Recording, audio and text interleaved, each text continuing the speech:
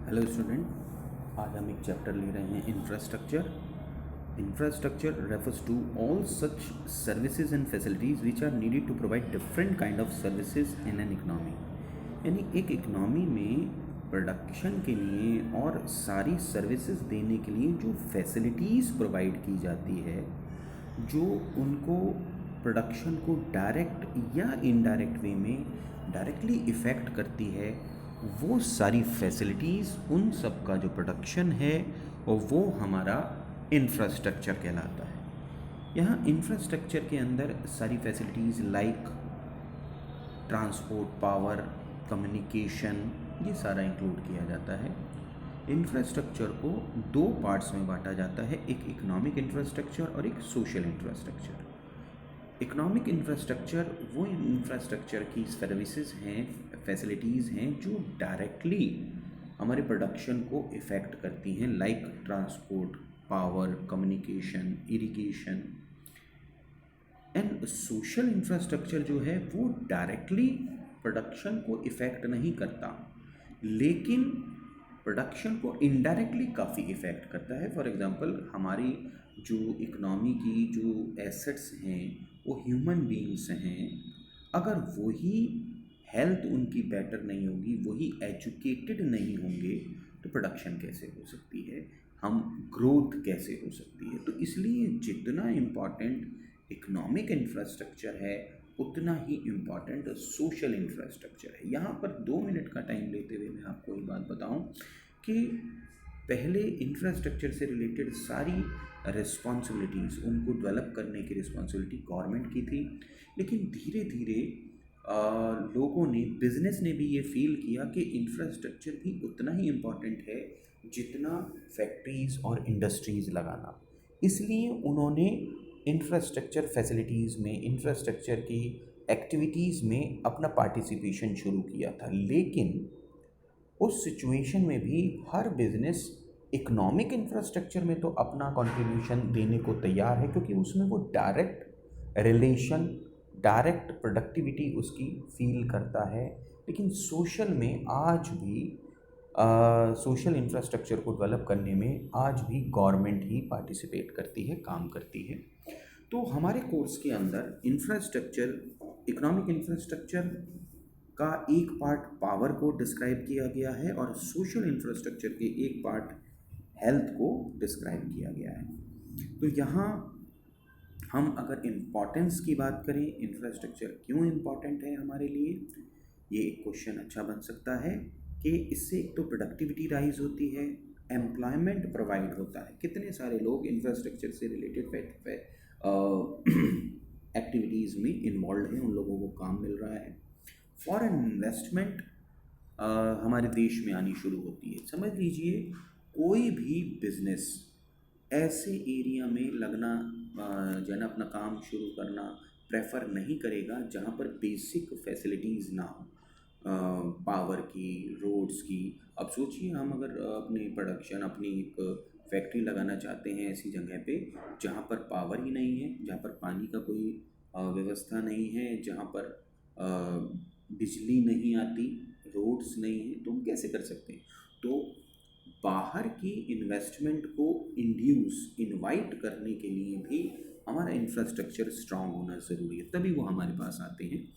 Then raise ability to work, facility outsourcing, raise size of market, generate linkage between in the production. अब transportation है, power है, communication है, ये सब linking का काम करते हैं एक यूनिट से दूसरी यूनिट तक। अगर ये सब नहीं होगा तो कुछ भी पॉसिबल नहीं है। तो यहाँ पर थोड़ा सा ये बताया गया, और फिर मैंने जैसे बताया कि पावर और एनर्जी पे कंसंट्रेट कर दिया गया इस चैप्टर को।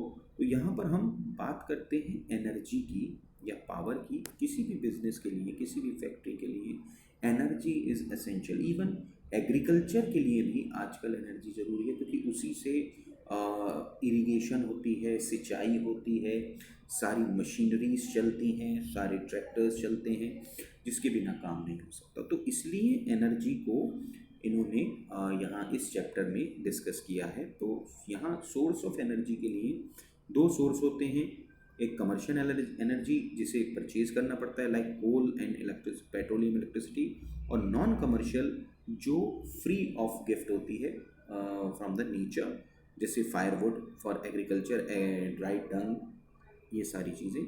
कन्वेंशनल और नॉन कन्वेंशनल के अंदर आ जाता है। कन्वेंशनल वो सोर्स हैं जो हम बहुत लंबे समय से यूज़ कर रहे हैं लाइक कोल, गैस, पेट्रोल, जो पुराने तरीके हैं जिनको हम जिससे हम बहुत फेमिलियर हैं।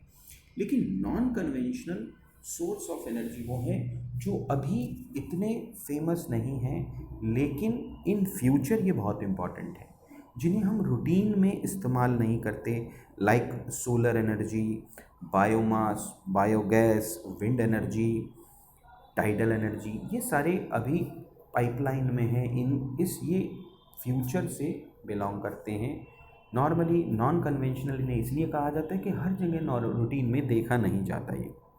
तो यहाँ पर पावर इलेक्ट्रिसिटी से रिलेटेड कॉन्सेप्ट चलता है, ये बहुत इम्पॉर्टेंट है।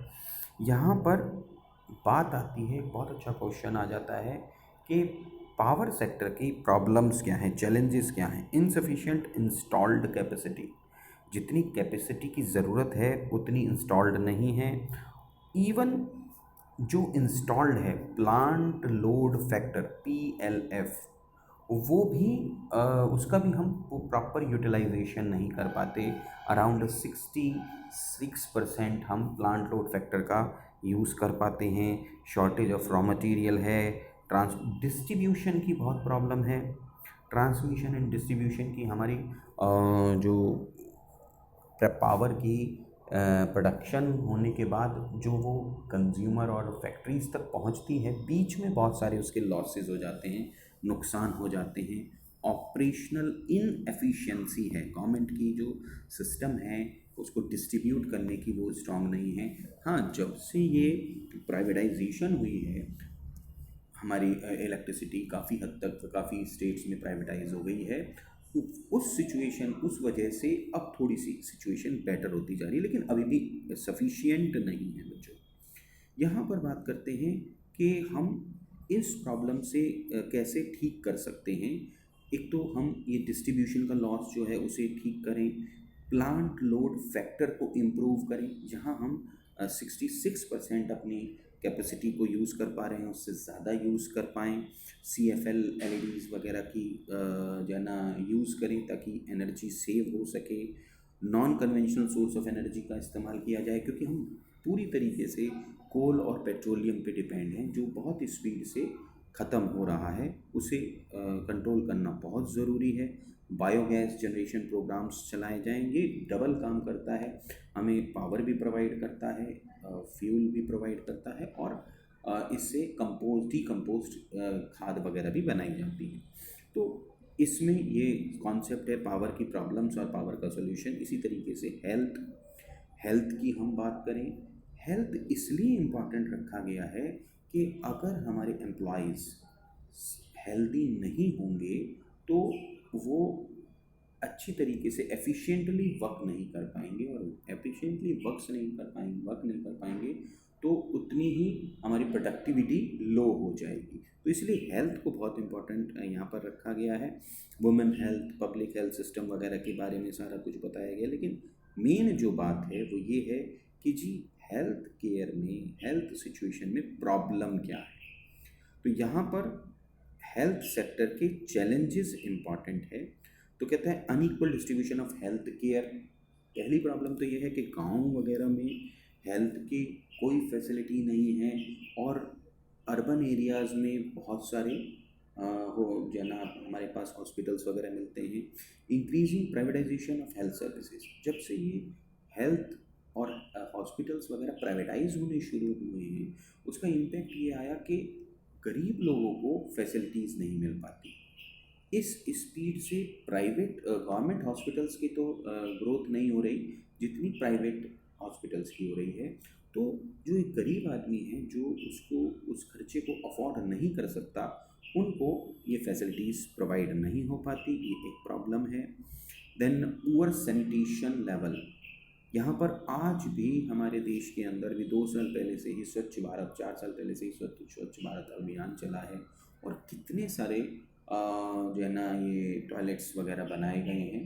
तो सोचिए उससे पहले ये सारी फैसिलिटीज़ नहीं थी, तो जितनी ज़्यादा ये गंदगी होती है उसी से बीमारियां फैलती हैं और बीमारियों से लोग बीमार होके उनकी एफिशिएंसी कम होती है, इसलिए वो बहुत ज़रूरी है। Poor upkeep of maintenance of government health centre and poor management. तो जो गवर्नमेंट के हॉस्पिटल्स वगैरह हैं भी उनमें मेंटेनेंस बेटर नहीं है, वहाँ पर जो काम करने वाले लोग हैं वो सही नहीं हैं, वो इतना एफिशिएंटली इफ़ेक्टिवली काम नहीं करते, जिस वजह से सारी प्रॉब्लम होती है। इसकी वजह से सारा डेथ रेट बढ़ रही है, एक्सपेक्टेंसी ऑफ लाइफ वो कम होती चली जा रही है, लोगों की पावर इम्यूनिटी सिस्टम ख़त्म होता चला जा रहा है, तो इसलिए हेल्थ भी उतनी ही इम्पॉर्टेंट है। तो इंफ्रास्ट्रक्चर के कॉन्सेप्ट में पावर और हेल्थ पे क्वेश्चन आ सकता है और थोड़ा बहुत कन्वेंशनल नॉन कन्वेंशनल इन चीज़ों पे जो है ना हमारा क्वेश्चंस आ सकते हैं। तो बहुत ही ईजी टॉपिक है, अगर एक बारी हम रीड करते हैं तो काफ़ी बेटर हो पाएगा। ओके बच्चों, आज ये अब ये क्लास इसकी मैं अब ये ख़त्म करता हूँ। Good bye and God bless you बेटा।